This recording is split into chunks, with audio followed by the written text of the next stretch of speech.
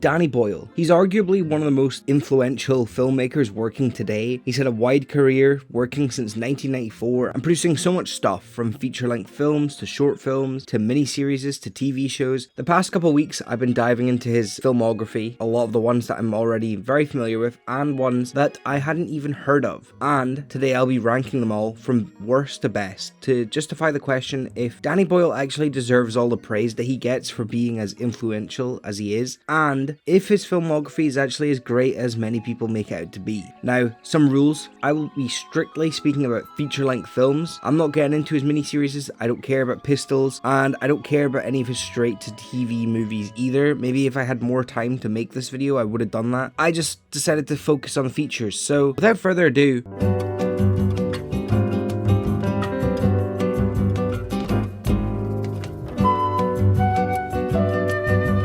starting off at 14, we have Trance, which is a film that until a few days ago I didn't even know existed. Trance follows a man played by James McAvoy who is hired by a gang to steal a painting, and then he forgets where the painting is, so they have to hire a hypnotist. Yeah, it's just about as boring as it sounds. It really feels like a straight-to-TV movie, if I'm being fully honest, or a cheaper version of Memento, which is a film I haven't even seen, but judging by the premise of that, I'm sure it's probably better than this. I think this is just kind of a swing and a miss for Danny Boyle. It seems like he really didn't have much to do with it apart from the direction and the production. In fact, I don't even think he produced this. And I mean, everyone's trying their best. James McAvoy, Rosario Dawson, and Vincent Cassel are all fine. But quite frankly, once this movie finished, I completely forgot it existed. It's not the worst thing in the world, and it didn't make me angry or anything. It's just boring. At 13, we have The Beach. I did not realize how many people fucking hated this movie.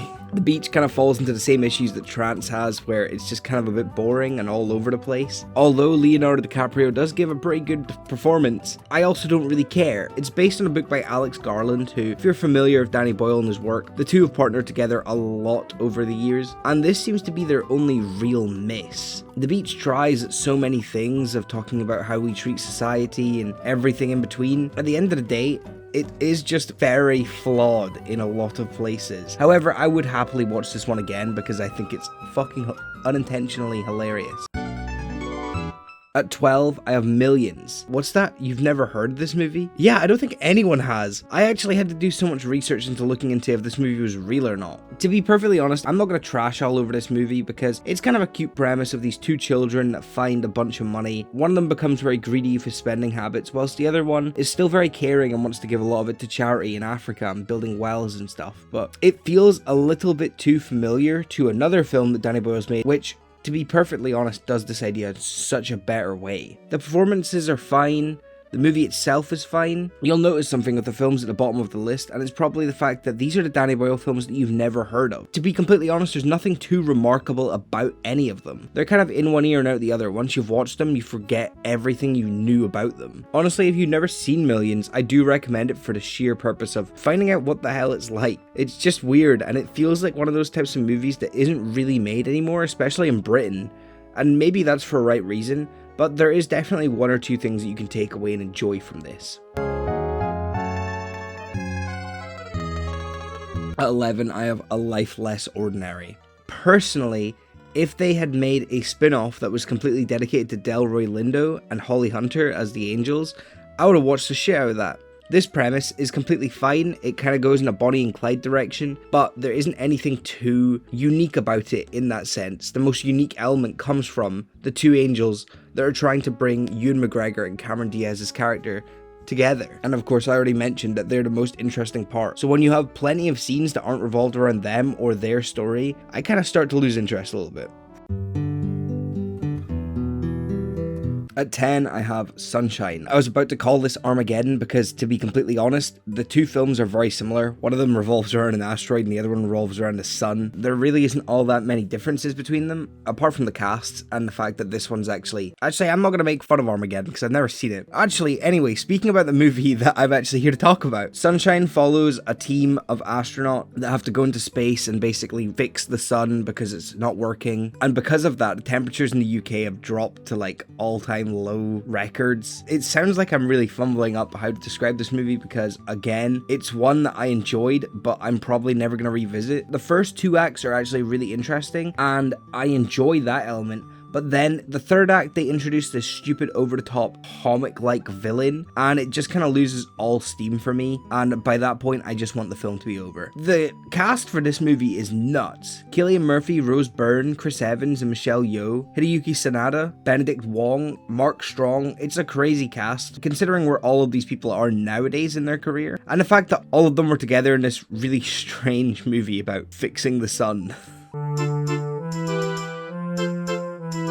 That's right, fuckers, I have the stupid Beatles movie where everyone forgets about the Beatles at number 9. I think it's better than all of those. I think it's better than Sunshine. What are you gonna do about it? I can hear the comments coming. And no, I can't really justify myself. I understand the problems it has. It's really corny and cringy and stupid, and the plot doesn't make any sense. And the performances, apart from Himesh Patel, aren't all that noteworthy. Some guy sued over this movie because they had Ana de Armas in the trailer, and then she just wasn't in the film. And honestly, that whole story about him suing the company is probably more interesting than anything that happens in the film. I still think it's kind of cute. Have I watched it since I saw it in cinemas? No. Will I watch it again? No. Because I know I'll realize that it just sucks and it's absolute tat.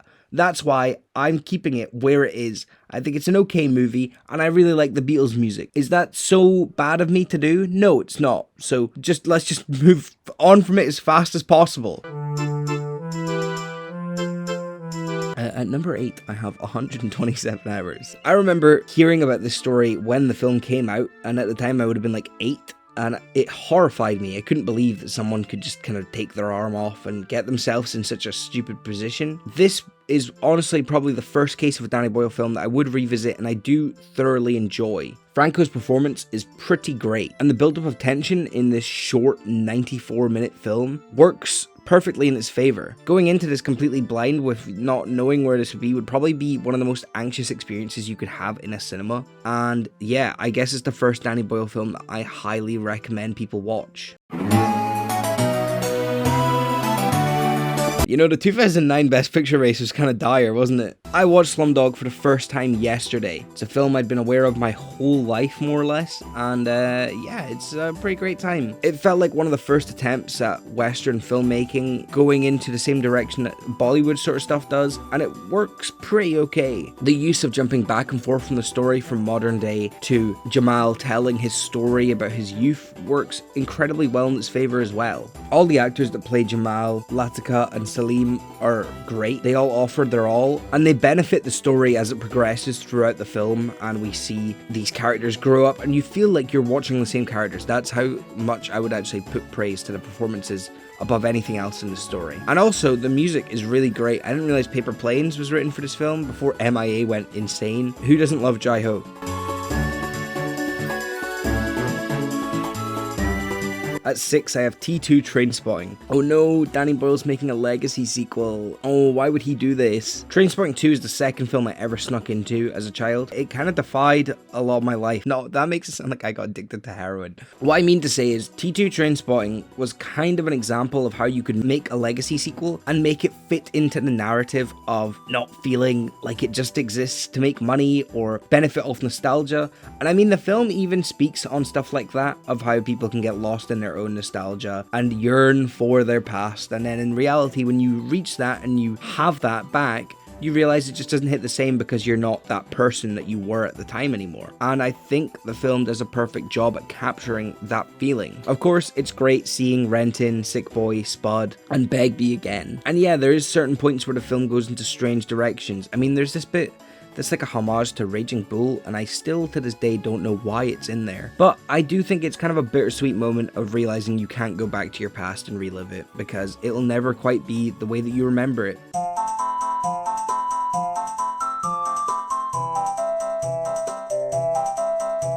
At number 5, we have Shallow Grave, also known as the better version of Millions. Shallow Grave was Danny Boyle's first film that he ever made, and honestly, what a way to start off. The film follows 3 people living in a flat in Edinburgh, Scotland, as they attempt to find a new flatmate. They find a new flatmate, and he's dead, and they find a bunch of money underneath his bed. So they do what any normal person would do.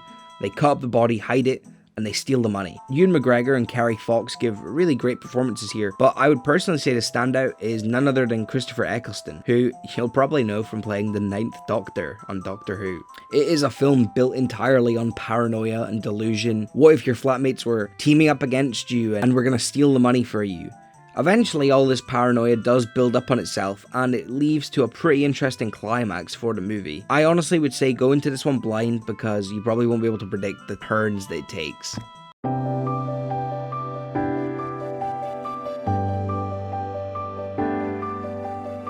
At number 4, I have 28 Days Later. This is the Danny Boyle that I know and love. I'd say the top 5 here are some of my favorite movies of all time, really. And honestly, this movie kind of redefined the zombie genre a little bit. In fact, I wouldn't even call zombies in this zombies. They are just flat out infected people that have this rage virus. Yeah, they bite into people and they do look kind of undead, but in this first film, at least, they are essentially still just people, just really angry people. Of course, this is also the film that put Mr. Cillian Murphy on the map. I guess that's one thing we have to be grateful for with Danny Boyle for the rest of our lives, because, I mean, Cillian Murphy's Cillian Murphy, you know? Of course, I feel like this is the film by Boyle that everyone has seen at this point. You know, if you're somewhat familiar with movies, and especially with the new one just releasing, everyone spent the past few days catching up on it. I mean, Letterboxd on that weekend was just full of those red posters. Truly, at the end of the day, it isn't really a zombie movie at all. It's just more or less about the evil that men can do, especially with that third act that goes in a completely different direction and just becomes incredibly miserable and hard to watch. If you haven't seen this one for whatever reason and you've been living under a rock for the past 25 years, then I suggest you get on it really soon.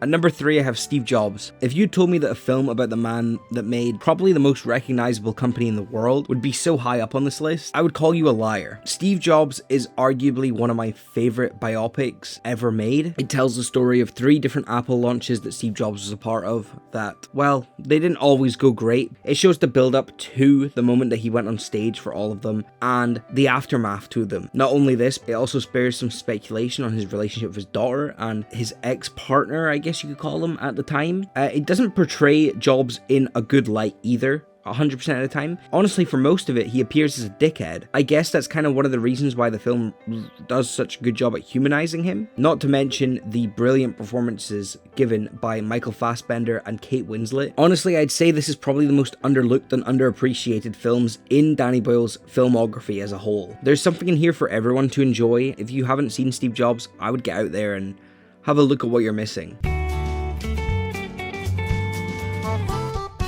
At number 2, I have 28 Years Later. Oh, recency bias.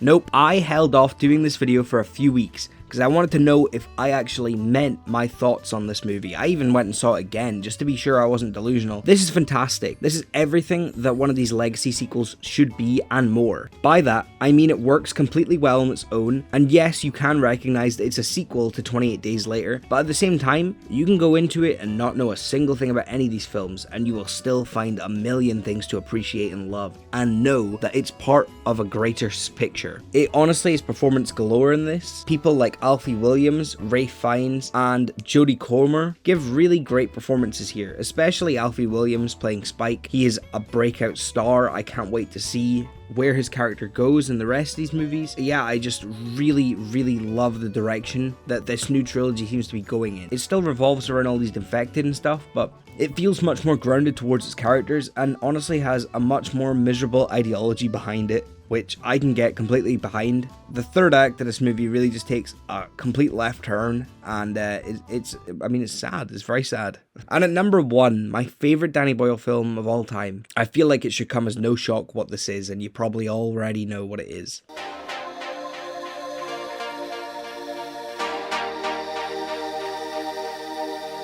I mean, how could it not be Trainspotting? In 2016, I watched this movie for the first time ever. I didn't really like it, and then I rewatched it the next day, just out of sheer interest. Trainspotting did absolutely shape the way I view movies nowadays. Being a kid and being brought up watching films that always took place in places like America or Europe, all around the world, it felt so strange to see something that was taking place in my country, just a 2-hour drive away. And yeah, I know they filmed all of it in Glasgow, but still, That's not exactly far either. Trainspotting is one of my favourite movies of all time. There's a million different reasons why I can explain that. The performances from Ewan McGregor, Ewan Bremner, Johnny Lee Miller, Robert Carlyle and Kelly MacDonald are absolutely fantastic. Not to mention the incredible soundtrack that was made by a handful of different artists. I have this on vinyl. Honestly, if you haven't heard any of this stuff, I would recommend listening to this first before going into the film. It's shot incredibly, the writing is very Scottish, yet it still feels kind of universal in the sense that everyone can understand and get past the accent that so many people seem to complain about. And the direction from Danny Boyles, flawless. It's his best directing ever. It is just a treat start to finish. I really can't criticize anything about it.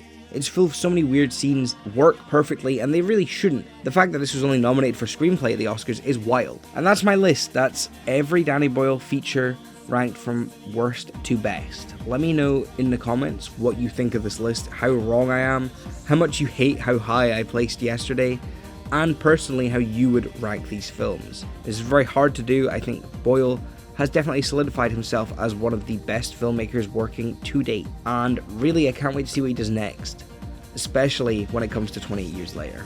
I'll see you in the next one.